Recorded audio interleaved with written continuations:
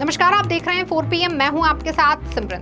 लोकसभा चुनावों के चलते पूरे देश में सियासी हलचल काफी तेज है। 2 चरणों के बाद अब सभी राजनीतिक दल तीसरे चरण की मतदान की तैयारियों में लगे हुए हैं। इसके चलते राजनीतिक दलों व उनके नेताओं द्वारा पूरे जोर शोर से चुनाव प्रचार किया जा रहा है। चुनाव प्रचार में तेजी आई है और नेताओं के भाषणों व बयानों में भी तेजी आई है। आए दिन नेताओं द्वारा एक दूसरे पर चुनावी हमले तेज होते जा रहे हैं। साथ ही नेताओं द्वारा अपनी अपनी जीत के दावे भी किए जा रहे हैं। सत्ता दल भाजपा जहां लगातार तीसरी बार सत्ता में आने के लिए बेताब है और अपनी जीत को बड़ा बनाने के लिए पार्टी ने अब की बार 400 पार का लक्ष्य भी निर्धारित किया है। हालांकि वो लक्ष्य शुरुआती 2 चरणों के मतदान के बाद अब बीजेपी से काफी दूर होता नजर आ रहा है और इसका अंदाजा कहीं न कहीं खुद भाजपा को भी हो गया है। तभी जब बीजेपी व उसके नेताओं की भाषा काफी बदल गई है। यहाँ तक कि पीएम मोदी के भी भाषणों में अब की बार 400 पार के लक्ष्य की बात सुनाई नहीं पड़ रही है। यही कारण है कि 2 चरणों के मतदान के बाद विपक्ष के हौसले बुलंद हैं और विपक्षी नेताओं के भाजपा पर हमले भी आए दिन तीखे होते जा रहे हैं। इस बीच देश में उत्तर प्रदेश के बाद सबसे अधिक लोकसभा सीटों वाले राज्य महाराष्ट्र में भी सियासत गरमाई हुई है।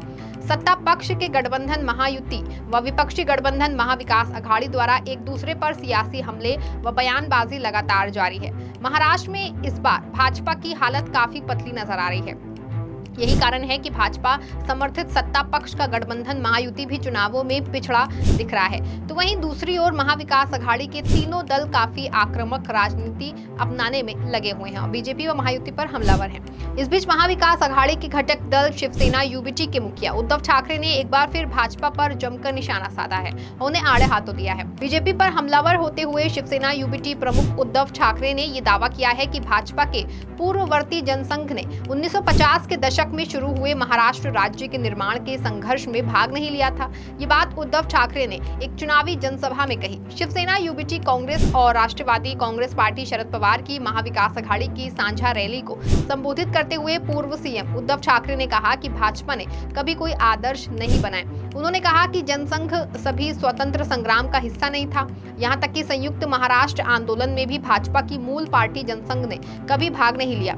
उद्धव ठाकरे ने आगे कहा कि मेरे दादा प्रबोधनकर ठाकरे ने, मेरे पिता बाल ठाकरे और चाचा श्रीकांत ठाकरे उस आंदोलन में सबसे आगे थे। ठाकरे ने बताया कि जनसंघ संयुक्त महाराष्ट्र समिति का हिस्सा था। उसका मकसद समिति में शामिल होना, कुछ मांगना और वहां से जाना था। इतना ही आगे महाराष्ट्र के पूर्व मुख्यमंत्री उद्धव ठाकरे ने गंभीर आरोप लगाते हुए कहा कि जब चुनाव आए तो जनसंघ ने सीट बंटवारे को लेकर समिति तो तोड़ दी।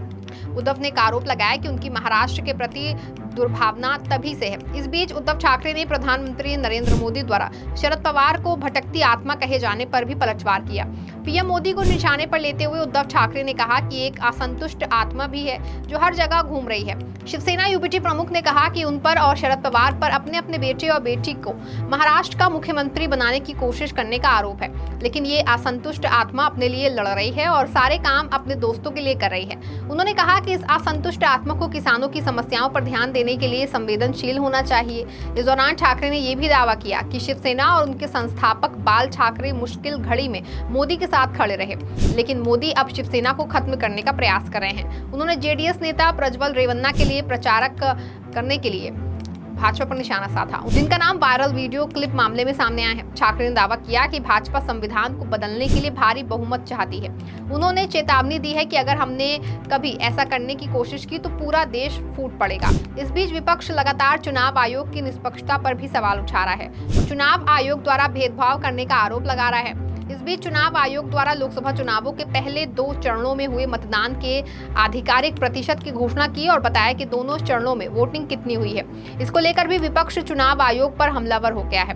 चुनाव आयोग ने पहले 2 चरणों में हुए मतदान की घोषणा करते हुए बताया कि पूरे देश में पहले चरण में 66.14% मतदान हुआ, जबकि दूसरे चरण में 66.71% मतदान हुआ। कई दिनों के बाद मतदान के फाइनल आंकड़े को जारी करने को लेकर विपक्षी दल चुनाव आयोग पर निशाना साध रहे हैं। इस बीच इंडिया गठबंधन के घटक दल शिवसेना यूबीटी ने भी इन आंकड़ों को लेकर इलेक्शन कमीशन पर सवाल उठाए हैं और निशाना साधा है। शिवसेना यूबीटी नेता आनंद दुबे ने कहा कि चुनाव आयोग ने एक प्रेस नोट जारी किया जिसमें कहा गया कि चुनाव के पहले और दूसरे चरण में 66% मतदान हुआ। मतदान प्रतिशत के बारे में डेटा जारी करने में चुनाव आयोग को लगभग 10 दिन लगे। दुबे ने कहा कि चुनाव के पहले और दूसरे चरण के बाद मीडिया ने कहा कि 60% मतदान हुआ है और अब ये 66% है। क्या हो रहा है? इतना ही नहीं, उद्धव गुट के प्रवक्ता आनंद दुबे ने आगे कहा कि जब हम आधुनिक युग में जी रहे हैं, जहां media, social media, telephone, mobile, WhatsApp इसका जमाना है, तो चुनाव आयोग को 10 से 11 दिन लग जा रहे हैं ये बताने में कि कहां कितना प्रतिशत मतदान हुआ है। जाहिर है कि विपक्ष चुनाव आयोग के मतदान के इतने दिनों के बाद आंकड़े सार्वजनिक करने पर सवाल उठा रहा है। बता दें कि महाराष्ट्र में लोकसभा चुनाव 5 चरणों में होंगे।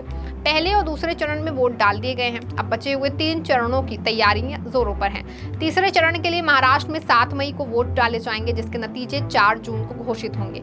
एक और जहां विपक्ष लगातार सत्ता पक्ष भाजपा व महायुति गठबंधन पर हमलावर है, तो वहीं दूसरी ओर महायुति में अभी तक सीट बंटवारे को लेकर ही माथापच्ची जारी है। दरअसल महायुति में कुछ सीटों को लेकर अभी भी पेंच फंसा हुआ है, लेकिन इस बीच अब महायुति के घटक दल शिवसेना के मुखिया सीएम एकनाथ शिंदे ने अपनी पार्टी के 2 और प्रत्याशियों का ऐलान कर दिया है। बेशक इसमें ठाणे सीट भी शामिल है, जिस पर भाजपा व शिंदे के बीच पेंच फंसा हुआ था। सीएम एकनाथ शिंदे के नेतृत्व वाली शिवसेना ने कल्याण और ठाणे लोकसभा सीट के लिए अपने उम्मीदवारों के नामों की घोषणा की है, जिसके मुताबिक पार्टी ने कल्याण सीट से श्रीकांत शिंदे और ठाणे सीट से नरेश गणपत को टिकट दिया है। श्रीकांत शिंदे महाराष्ट्र के मुख्यमंत्री एकनाथ शिंदे के ही पुत्र हैं। कल्याण लोकसभा सीट पर श्रीकांत शिंदे का नाम पहले से ही तय था और सिर्फ औपचारिक ऐलान ही होना बाकी था। बीते महीने ही राज्य के डिप्टी सीएम देवेंद्र फडणवीस ने कल्याण लोकसभा सीट से श्रीकांत शिंदे के चुनाव लड़ने की बात कही थी। कल्याण सीट पर अब श्रीकांत शिंदे का मुकाबला शिवसेना यूबीटी की उम्मीदवार वैशाली दारेकर राणे से होगा, यानी यहाँ शिवसेना बनाम शिवसेना ही मुकाबला देखने को मिलने वाला है। वैशाली साल 2009 का लोकसभा चुनाव कल्याण से ही महाराष्ट्र नवनिर्माण सेना की तरफ से लड़ चुकी है।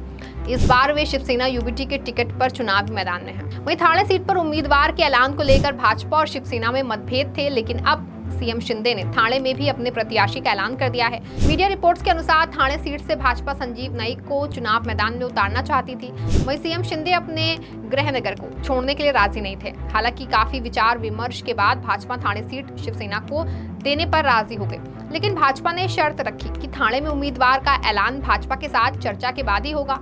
ठाणे सीट से शिवसेना यूबीटी के राजन विचारे चुनाव मैदान में है। 2019 के चुनाव में राजन विचारे ने यहां से जीत दर्ज की थी। नासिक सीट पर अभी भी मतभेद है और अभी तक नासिक में उम्मीदवार का ऐलान नहीं हो सका है। बता दें कि शिवसेना इससे पहले 8 लोकसभा सीटों पर अपने उम्मीदवारों का ऐलान कर चुकी है, जिसमें दक्षिण मध्य मुंबई से राहुल शिवाले, कोल्हापुर से संजय मंडलिक, शिरडी से सदाशिव लोखंडे, बुल्ढाणा से प्रताप राव जाधव, हिंगोली से हेमंत पाटिल, रामटेक से राजू पारवे, मावल से श्रीरंग बारणे और आतकणगले से धैर्यशील माने को टिकट दिया है। महाराष्ट्र में शिवसेना, भाजपा और एनसीपी महायुति गठबंधन बनाकर चुनाव लड़ रही है। महायुति में सीटों का बंटवारा हो चुका है, लेकिन अभी आधिकारिक जो ऐलान है वो नहीं हुआ है। फिलहाल अब देखना है कि मतदाता किस पर अपना भरोसा जताते हैं। हालांकि मौजूदा हालातों को देखकर इतना तो साफ है कि इस बार प्रदेश में बीजेपी की हालत काफी पतली है। इस खबर में फिलहाल बस इतना ही। ऐसी तमाम राजनीतिक खबरों के लिए बने रहें और देखते रहें 4 PM। धन्यवाद।